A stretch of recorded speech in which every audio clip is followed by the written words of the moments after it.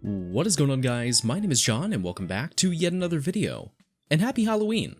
Throughout all the Catch 'em All videos I've done over the past year, a lot of you have been asking that I should try this idea in the many side series games that have come out since it all began.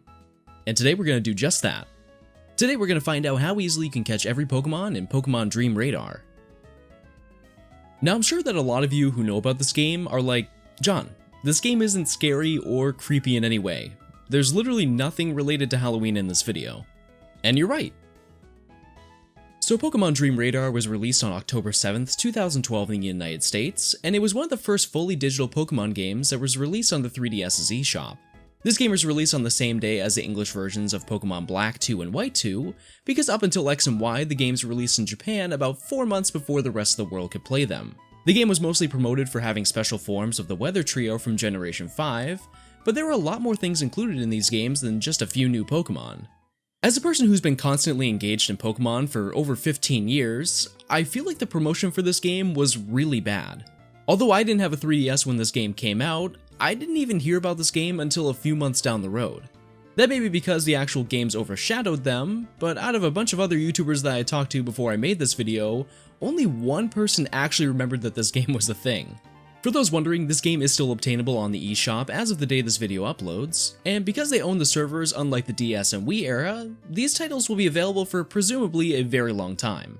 You can buy it for the low price of only $3, which definitely doesn't break the bank, but it wouldn't be unrealistic to say they released this as a quick money grab. Game Freak could have easily just incorporated the concept into the story, but they decided to make those special forms exclusive to this little add-on game. There is a way to get around that, but we'll talk about that in a bit. So for now, let's just jump right into the game. So when we start up Dream Radar, we meet up with the researcher for these games, Professor Burnett. If you recognize the name, she's also the second professor for the Sun and Moon games, which up until this point, I figured that was the game that she started in. But it's pretty neat to find out how far she goes back in the franchise. She tells us all about the mysterious Pokemon she's found, and we immediately jump into the main feature of the game. The game will activate the 3DS's camera, which handles a majority of the controls that we have to use. Now in the eShop listing of the Dream Radar, the pictures show this beautiful, well-lit apartment with you catching one of the special forms. But as you can tell from the capture footage, that's not the case for me. My office is in a dark room that takes about 4 steps to walk across, so the background is only lit with my PC next to my desk. Now normally I would try to make this look the best that it can, but since I'm tethered to my computer to record, most of the background is going to be completely blacked out. If you've seen older videos of mine, you know that my office is bland anyways, so you're really not missing out on much. I also want to point out that I'm well aware that the camera quality is god-awful, but the 3DS boasts a whopping 0.3 megapixel camera, so having the whole room blacked out really isn't hurting anything. Burnett explains that the clouds on the screen are called Dream Clouds, and if we line up our crosshair and press the A button, we'll destroy the cloud, which will release Dream Orbs. As you can tell, they will appear in different colors, and if you wait long enough, they'll transition to different colors, which is important for later on in the game. After we collect all the orbs, she'll point out a cloud that looks different than the pink ones. If we click on it, we're warped into a minigame where we have to chase the orb around with our camera and shoot our beam at it to capture it. The top bar indicates how close you are to capturing it, and for the most part, this is pretty easy to do. They intentionally jump around quite a bit, and if you don't lock onto it after a while, it will start to shoot orbs at you, which decreases your time to catch it. After we fill up the meter, we've captured our very first Pokemon, Munna. Although this is an extremely common Pokemon in Generation 5, you're able to transfer these Pokemon that you collect into your actual copies of Pokemon Black 2 and White 2, and there isn't a limit on how many you can get, which is a pretty neat feature considering how cheap this game really is. But because Game Freak didn't want us to just blow through this entire game and transfer hundreds of Pokemon a day, they implemented a very mobile game-esque strategy to prevent that. When you start up the game, there are these little clouds that slowly generate as you watch the screen, and these are the same clouds you use to collect the orbs, and more importantly, capture Pokemon. Every time you use your radar, your cloud count is reset to 1 cloud, and it takes 5 minutes for every cloud to reappear. Because the cloud count stops adding at 10 in the game, it means that it takes 45 minutes for you to play every single time. Granted, you can totally start up the radar with any number of clouds in between, but the dark clouds only appear after you have a certain amount, so it's best to just wait it out. Once my dream clouds were fully replenished, I shot around to collect more orbs and had my first real timed encounter with a Pokemon. Like I mentioned earlier, the Pokemon typically aren't too difficult to shoot with the beam, and thankfully they give you a long time frame to finish the little battle, so even if you threw your 3DS down the stairs, you'd probably still have enough time to catch the Pokemon. After collecting all the orbs in the area, I fought the final orb to get our second Pokemon, Riolu. On the scan after that, I didn't find any Pokemon, but I ended up bringing my total to around 130 Dream Orbs. If we go to the development lab, we can buy a couple different things to make this challenge a little bit easier.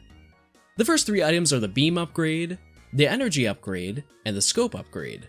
The first one increases the power of our beam during fights, the Energy Upgrade increases the time you have to catch Pokemon, and the Scope Upgrade increases the max amount of clouds that you can have at one time. The first 2 aren't really that useful, as it's already very easy to catch Pokemon, but the Scope Upgrade is well worth the money.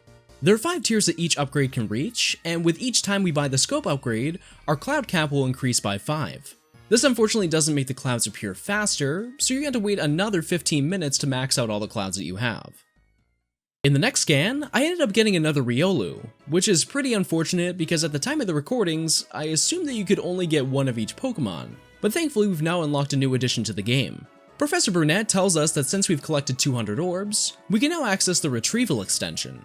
This is essentially the same location as before, but the area increases the chance that you find a Pokemon, because in the basic extension, you have a pretty high chance of finding items like Revives and the Elemental Stones. The only downside is that it costs 100 orbs to do, but considering that you can make almost that much if you chain a bunch of the clouds, it's well worth the cost.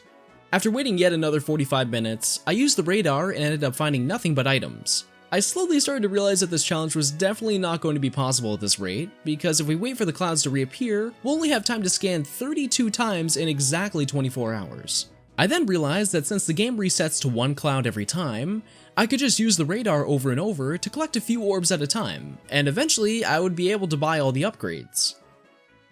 Please don't do this. Because only 1 cloud appears, you only get like 2 orbs at a time, which is completely useless considering that the first upgrade is 100 orbs and then 500. I tried this for about 20 minutes before realizing I was an idiot, before taking advantage of one more feature in these games. At the start menu for the game, there's a button that says Play Coins. As the name implies, you can use 5 Play Coins you earn from walking around with your 3DS to fully recharge your clouds. I haven't touched them from the moment I got my 3DS, so I have the maximum amount that you can carry, which isn't too crazy considering that you earn 1 every 100 steps you take for a max of 10 per day. This obviously saves a ridiculous amount of time, but in turn we're only limited to using this 3 times a day. With the recharges, I was able to catch Drifloon and Drifloon. I tried to see if maybe I could reset to get different Pokemon, but unfortunately the game predetermines what you'll obtain even before you start the radar, so no matter how many times you close and reopen the game, you're going to get the same Pokemon in the scanner. The only exception to this is that you can get different results for different extensions, which means if you get a duplicate, you can try the other one to see if you get anything different. With this I managed to get Drifloon and Sigilyph, bringing our total to a small 4 Pokemon. Although I have 1 more play coin I can use, we technically can't catch any more Pokemon until we send them to our copy of the game. Dream Radar only allows you to hold 6 items and Pokemon at a time for some reason, so you have to send them and then collect them in the game in order to get more Pokemon. You're able to overwrite them for new Pokemon, but that would completely defeat the purpose of this game, so we'll have to do it this way. After doing this, Professor Burnett lets us know that she was able to use the Dream Orbs that we collected to create a special extension. We're now able to access the first Eureka extension, which thankfully doesn't cost anything to do. When we start with the radar, we can see that there's only 1 dark cloud, which is obviously going to be the Pokemon. When we hit the cloud, we're immediately thrown into a battle against our first legendary, Tornadus. I wish there was something cool I could say about this, but unfortunately this is essentially the exact same as the other catching minigames. The only real difference is that it has a little more health, and Tornadus actually appears on the screen instead of a glowing orb. At this point, you should be pretty accurate with using the 3DS's camera, but there are instances where the camera will get completely thrown off, and you have to set it down on a flat surface to make the game actually work. After exactly 1 minute, we can add Tornadus to the total. The neat thing about this game is that you can immediately send this to your copy of Pokemon Black 2 or White 2, so if for some reason this is the only Pokemon that you wanted, you're ready to continue your journey. But we definitely have a few more that we have to collect. After starting up my final play coin for the day, I tried to get as many Pokemon I could possibly get before having to wait another eternity for another go. Instead, I ended up getting a Drifloon again, and at this point I just assumed that this was not possible. I spent a bit of time looking online to see if maybe there was something I was missing, but once again there isn't a lot of documentation, and the only places that do have info only have the barebone outlines that we already know about. The only thing I could possibly think of doing was changing the 3DS's clock to see if it would let me change the play coins again, but for Pokemon, this is a pretty new game. There are a ton of clock-based events that can't be affected by changing your settings in black and white, so there's no way that could possibly— oh, hey, it works. The funniest thing about this is that unlike the actual Pokemon games, you don't have to let the clock roll over the next day for this to work. You can literally just bump it ahead one day and it's like a brand new day. It blows my mind that this works, but it doesn't regenerate the clouds for the clock difference. They could have applied the same coding to that concept and this would have never been possible, but hey, I'm not complaining. Since we still have a ton of play coins left, I immediately started getting all the Pokemon I could for this section. I managed to get another Riolu, and in the scan after that, I managed to get Shuckle, who is a second tier Pokemon. This is when I started to learn what the orb colors actually did. Without boring you to death, when you collect all the orbs in the scan, the game counts how many of each color you've obtained.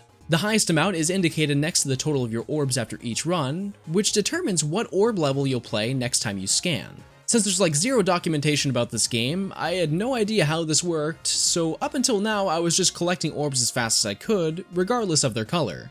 Because Shuckle is most likely to appear in green orbs, I was able to get this one a lot faster.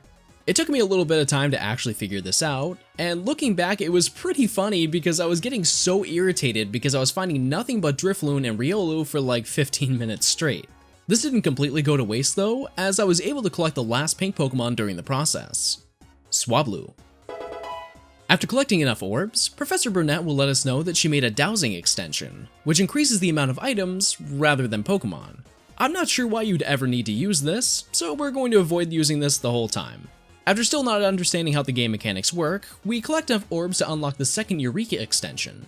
If you happen to be following along, I highly suggest not doing this until you've collected every Pokemon that's available. New Pokemon will appear in new orb colors every time you catch one of the Weather Trio, but they can also appear in older colors, which heavily reduces your chance of finding the Pokemon you actually want.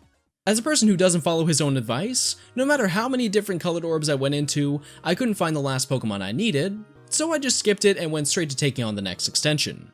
So in the second Eureka scan, I expected that maybe this would be a little different because it's a legendary and they'd have some way to add a little spin of difficulty, but no. It's exactly the same as the others.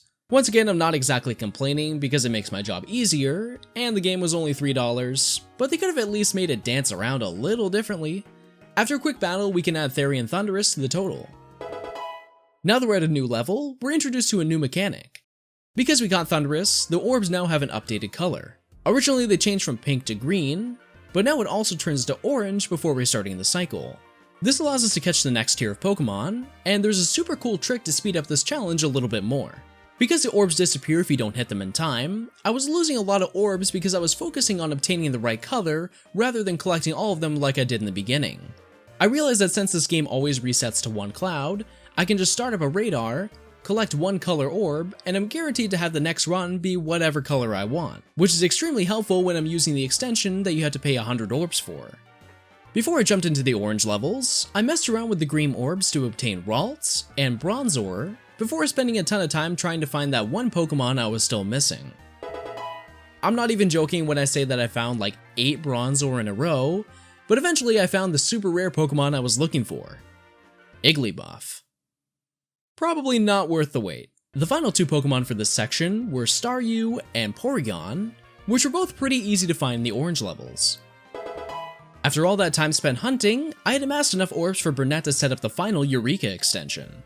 I know it seems like I'm moving pretty fast now in the story, but this game wasn't intended to take as long as an actual Pokemon game, as Game Freak knew that a lot of people would probably get tired of the idea, so they intended on making it possible to obtain them all in a couple weeks if you played a couple times a day.